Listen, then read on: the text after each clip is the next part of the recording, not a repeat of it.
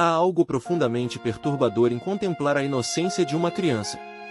Em seus olhos ainda não há maldade, em suas mãos ainda não há violência, em seu coração ainda não há ódio. São criaturas puras, frágeis, que carregam no rosto o sorriso mais sincero e no peito uma fé ingênua na bondade do mundo. E por isso mesmo, talvez, sua dor seja tão insuportavelmente injusta. A Bíblia, em seus textos mais comoventes, exalta as crianças com palavras que tocam fundo. Jesus diz: "Deixai vir a mim os pequeninos, e não os impeçais, porque dos tais é o reino dos céus." Mateus, capítulo 18, versículo 3. Em outro trecho, afirma que quem escandalizar um destes pequeninos que creem em mim, melhor lhe fora que lhe pusessem ao pescoço uma mó de atafona, e se submergisse nas profundezas do mar. Mateus, capítulo 18, versículo 6. Palavras duras, carregadas de advertência, como se o mal feito às crianças fosse uma ofensa particularmente grave aos olhos de Deus. E no entanto, todos os dias, crianças morrem de fome em campos esquecidos pela história, são estupradas em igrejas, onde ninguém ouve seus gritos de dor, são arrancadas de suas camas por bombas que caem do céu, são traficadas como mercadoria, exploradas, abandonadas. Onde está o reino dos céus diante disso? Onde está a mão poderosa de Deus que promete proteger os indefesos? Se Deus é onipotente, onisciente e benevolente, então sua inação diante do sofrimento infantil não pode ser compreendida como indiferença apenas, deve ser interpretada como conivência. Por que não há justificativa moral possível para permitir que um bebê passe fome, que uma menina seja violentada, que um menino cresça sem amor, sem esperança, sem futuro?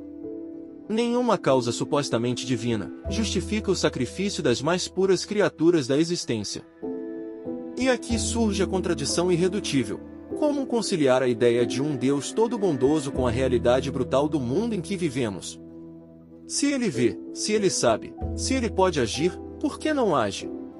A resposta teológica tradicional recorre ao mistério, ao plano divino que ultrapassaria nossa compreensão limitada. Mas essa resposta não consola. Ela desumaniza.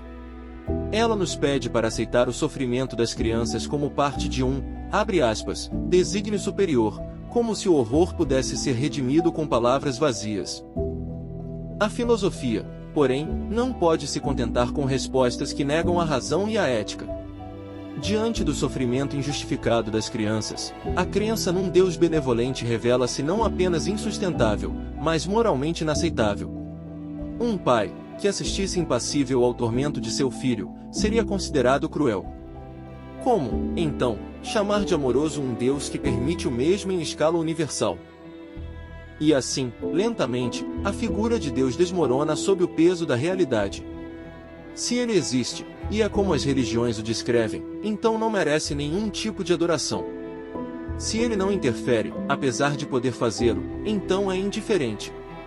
E se é indiferente ao sofrimento das crianças, então esse ser não passa de um monstro mascarado de benevolente. Mas se ele não existe, tudo se esclarece de forma simples. O silêncio de Deus não é indiferença, mas a denúncia de sua ausência.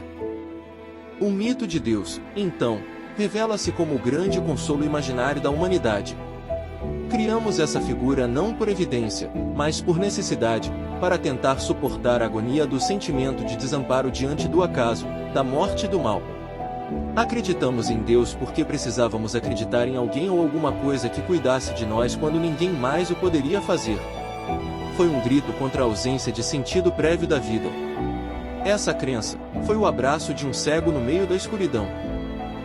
Mas chegou o momento de parar de gritar para um céu vazio. Devemos desenvolver a coragem de olhar diretamente para a contingência da vida e decidir, por nós mesmos, criar um mundo onde nenhuma criança precise sofrer. Não esperando por milagres, que jamais chegarão, mas construindo um mundo de justiça e bondade. Não clamando por salvação, mas praticando entre nós, aqui nessa terra, o cuidado, a consideração e a compaixão. Porque se Deus não existe, não somos apenas livres, somos também responsáveis. E é nessa responsabilidade humana que está o único e verdadeiro caminho para honrar a inocência perdida das crianças. Nós, seres humanos, de carne e osso, Somos com efeito o caminho, a verdade e a vida. Deus não ajuda pessoas. Pessoas ajudam pessoas. Não esqueça de se inscrever em nosso canal. Curta e compartilhe esse vídeo. Obrigado por ter chegado até aqui. Nos vemos nos próximos vídeos.